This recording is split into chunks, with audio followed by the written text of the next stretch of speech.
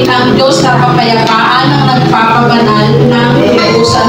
Amen. We must sanctify in the body, soul, spirit. Purification and sanctification of the Holy Spirit will be delayed if will not totally surrender lahat sa Holy Spirit. Kaya ngayon, let us renounce, repeat, forgive, and more compassion sa mga tupa na ligaw. The love covered multitude of sin. Ngayong Sunday, habang tayo ay sumasamba, hayaan natin linisin at baguhin ng Diyos. Ang Diyos hindi lang sa panlabas, kundi pati sa ating puso at isipan. Ibigay natin ang pinakamataas na papuri sa Diyos na kapayapaan at kabanalan sa ating lahat, family. Let us welcome the spiritual son of prophet of this nation, Prophet Jovan Jaos, and Prophet Spirit Jaos, Pastor Junel Pipilian. Walang ibang nais, Panginoon. Only your name will be glorified and magnified in our life. Thank you, Lord, for it's written in your word, in the book of Philippians, that nothing will be impossible to the God that we serve. And because greater is He that is in us than He that is in the world. Oh, in the name of Jesus.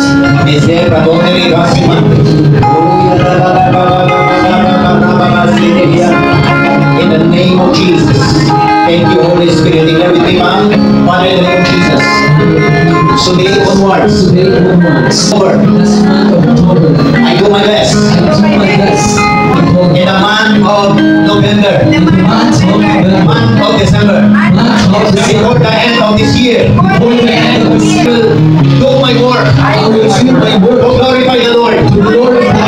I will finish my race. Every blessing that the enemy is hindered. Right now, bring it back to me. I command fire of the Holy Ghost. I command the angel of the Lord. That my working miracle. That my testimony. Will become fruitful. Next year, 2026. Another year of crossover. Another more fruitful years. From now on. Every day. I will be excited. When others are celebrated. Right now. I always celebrate the goodness of the Lord. The glory. I will praise Him. I will magnify His name. In the mighty name of Jesus. Samahan mo natin ang Diyos sa kamay. Usap sa palakpak. I love you in the love of the Lord. Hallelujah. Thank you, Jesus. Amen. Are we ready to receive our miracle? Amen. Naalala ko yung upper Sunday ng October. Maraming testimony at walang mapapaano sa atin. Amen. Pag posible kayo nakakaranas naman ng mga limitasyon, pero huwag niyong iisipin na ang limitasyon ay limitasyon. Ang iniisip natin na limitasyon, isipin natin ngayon, is a miracle. Amen. Dahil kung walang limitasyon, walang trials, walang challenges, di natin mararamdaman yung tinatawag na paglago ng ating pananampalataya. At pag hindi lumago yung ating pananampalataya, parang kulang yung pag-serve natin sa Panginoon. Amen. Parang kulang parang empty yung buhay natin. At doon tayo namugod ng Panginoon sa pamamagitan ng ating pananampalataya. Amen. Now, pag-gising nyo sa umaga, lift your atmosphere. Change your atmosphere. Amen.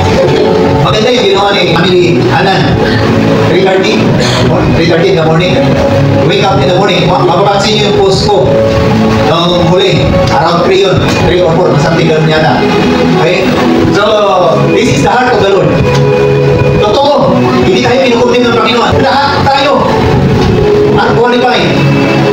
November, anong ginagawa ng karamihan? Diba? Nagsin-celebrate ng ano? Istang patay. Alam nyo, simple lang yung message ni Prophet tungkol sa lista ng mga patay.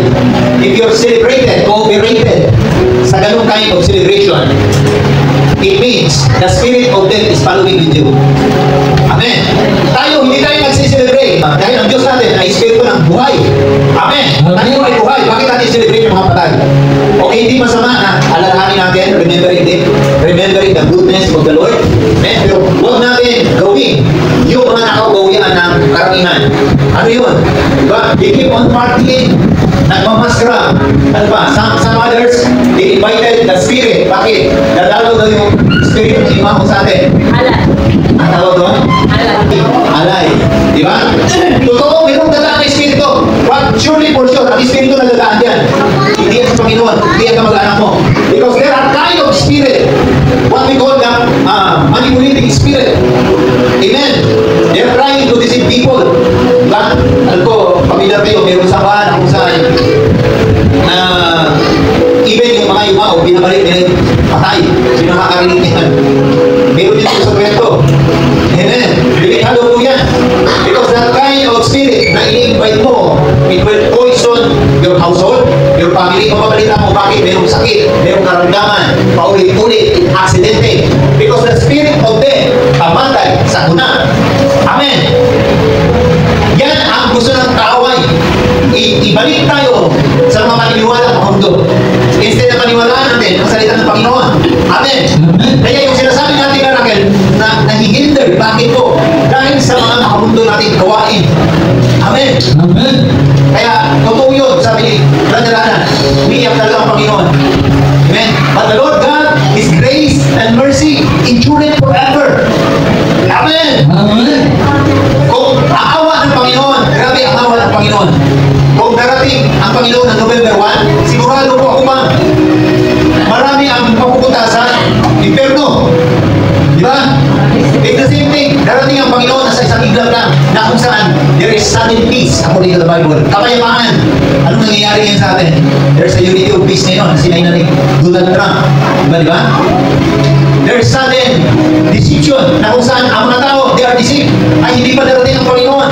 In these last days, there are many escogier. Ibig sabihin, maraming manlilibak. Hindi totoo yan. Hindi pa darating ang Panginoon. Paano darating ang Panginoon sa ganito sitwasyon natin? Papayapa. That's kind of decision. Same thing in the times of Noah. Yan ba? Pinukutya niya si Noah na kung saan hindi pa darating ang Panginoon. At sino itong si Noah na kung saan nagtayo ng ark. Doon pa sa taas ng bundok. Anong ginawa sa kanya? Pinagtawanan siya. In the times of October 31, nandun kami yung nilala ng Hinilda. Hallelujah, Friday, ano natin yan, Friday leadership natin. Di ba? Pero iba, nagsiselebrate sila na Halloween. Amen. Huwag tayo pakisabay doon pang. Instead, we pray for them, intercede for them. Pwede paki-open mo yun. Deuteronomy chapter 18, verse 9 to 11. Now, I'm sharing to you about how our faith will increase. Okay, kapag kayo naroon sa lupa ibinigay sa iyo ni Yahweh, huwag kayong gagaya sa kasuklang-suklang na gawain ng mga tao roon. Huwag natin gayahin ang mga kasuklang-suklang na bagay. Amen. Verse 10. Sino man sa inyo huwag magsunog, huwag kayong manghuhula, huwag gagawin ang ginagawa ng mga manghuhulang. Verse 11. Ng mga mananawas at mga sumasangkuni sa mga espiritu na namatay. Okay, yan. Verse 11. Okay, verse 12. Sino mang gumawa ng aliman sa mga ito ay kasuklam-suklam sa harapan ni Yahweh. Pakatandaan ninyo yan ang dahilan na yan kayo tinataboy. Verse 13. Lubos kayo maging tapat sa Diyos ninyo si Yahweh. Lubos kayo maging tapat. Lubos kayo manampalataya. Amen. Yung testimony ni Sister Leia sa kanya na, hindi po biro yun. Yung bumukol ko dito, almost 1 week, di ba? 1 week. Last week, hindi ko pinag-pray ko yun, hindi pa yung bukol na. Hindi ko biro yun ng days. But, walang gamot. Nag-hitting water lang. At I know, the worry kung ba sa matter. Yung sinabi niya kalong na, that time din, na dinigising ako ng Panginoon. Amen. That's why, if you keep on praying and interceding for others, God will speak unto your heart. Normal po yung worry, normal yung matakot ka, patunayan yan na wala na espiritu na sa'yo. Pero yung manatili kang takot, manatili kang worry, ang espiritu na nasa iyo, hindi na si Holy Spirit, espiritu na natakot.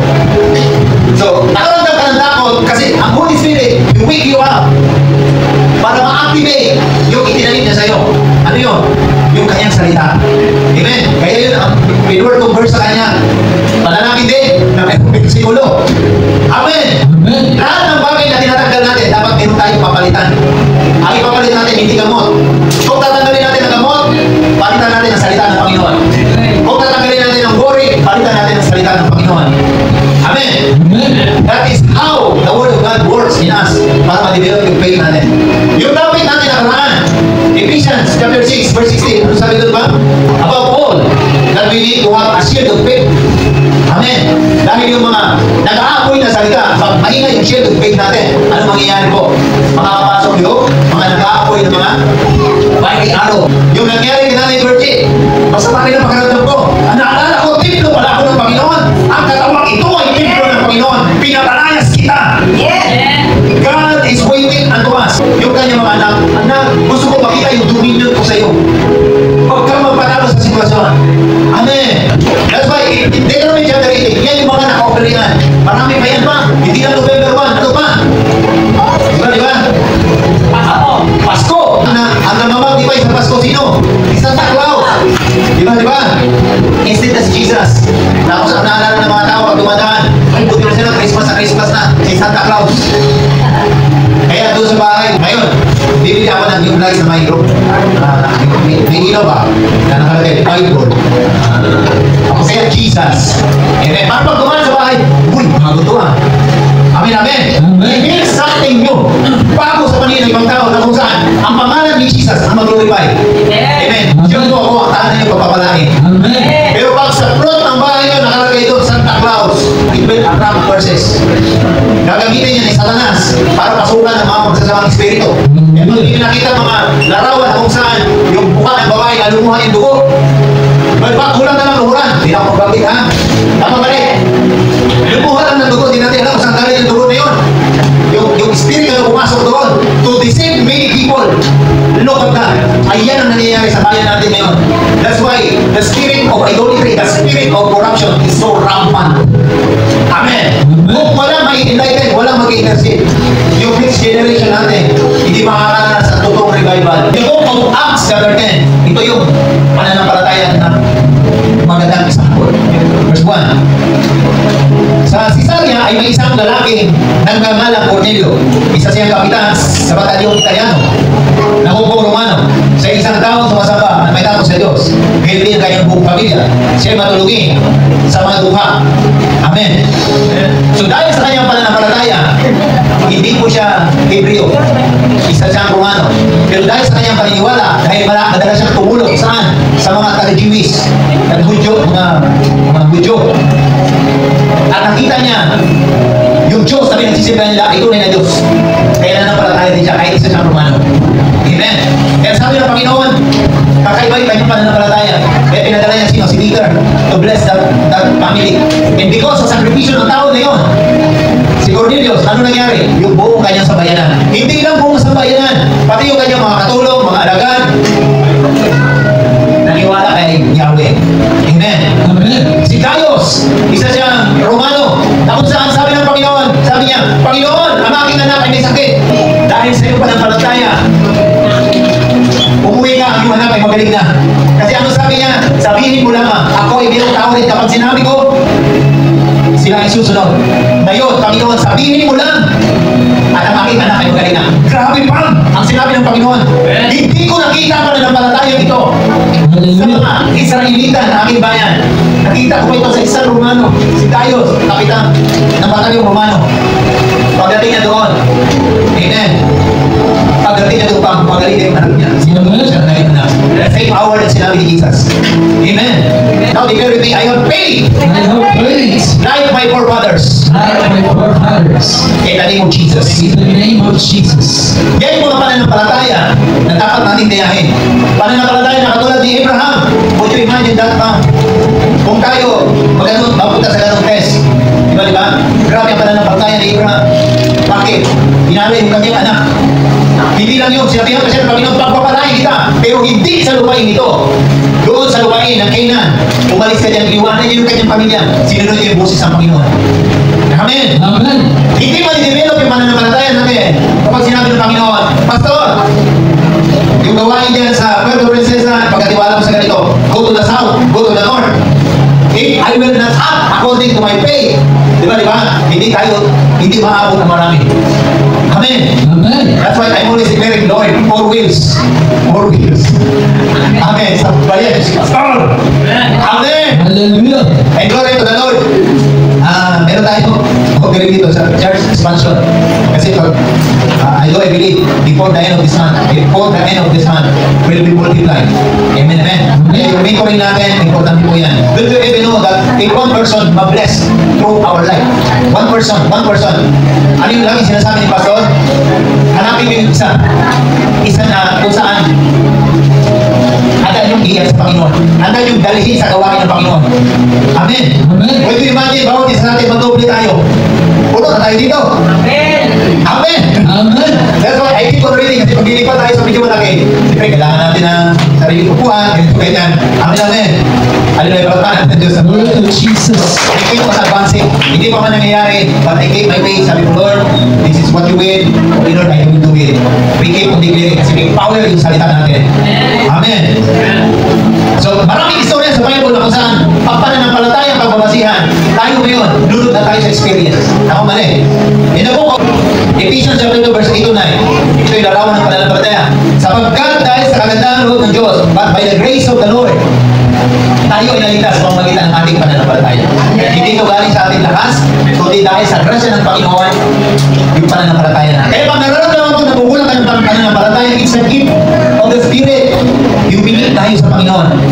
Lord, dagdagan mo pananampalataya ko. Nangihina ako, Panginoon. That's why the Bible says, ask and it will be given. Dahil gusto ng Panginoon, maranasan mo na kapag mayroong challenges, mayroong trials, inaalaw yun ng Panginoon. Amen, amen. Para matuto tayo humingi sa Kanya. So tayo, hindi lang tayo na save. We are saved so that we can save others. Amen. In Ephesians chapter 1 verse 18 to 20. Okay, it is written, naway limanangin ng Diyos ang inyong mga puso upang malaman ninyo ang pag-asa na para doon na tinawag kayo.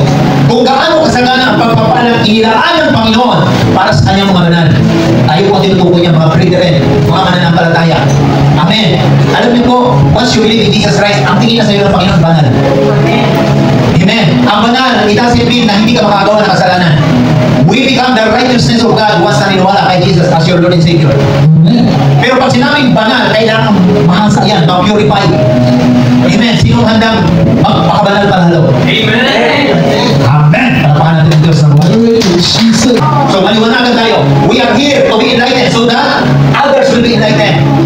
Amen. We are here not only to be saved, but to save others. Dahil naliwanagan tayo, nalaman natin yung pagkakatawag natin. Now, hindi lang tayo tinawag para sa ating sarili na. Tinawag tayo ng Panginoon para yung iba, malaman nila yung pagkakatawag sa kanila. That's why we need to share the word of the Lord. Amen. Walang may enlighten. Yung natutunan natin dito, bahagi natin sa bakit. At kung ano ang di masukat na kapangyarihan ng loob niya sa nananalig sa Kanya. Amen. Ibig sabihin, huwag kang makontento sa pananampalatayang biro ka ngayon.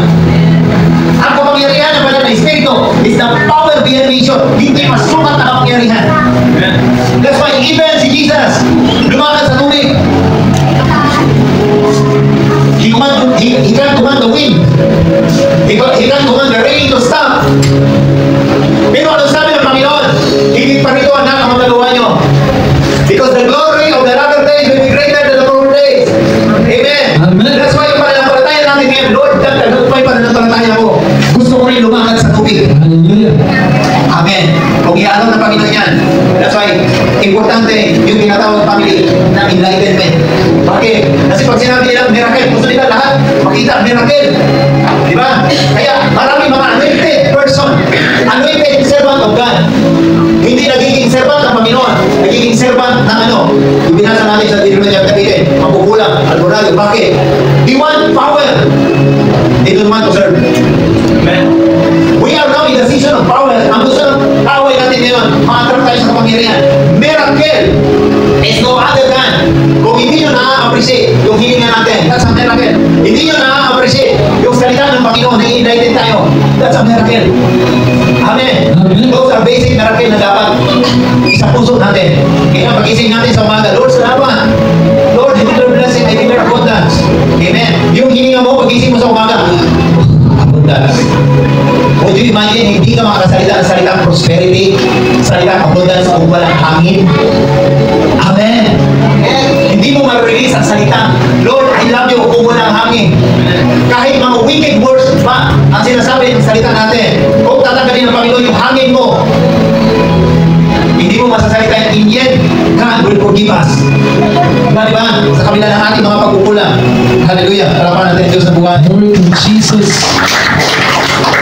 Verse 20, with the same power na nananahan sa atin, ang kapangyarihan na bumuhay kay Kristo, the power of the Holy Spirit, the power of resurrection is the power within us.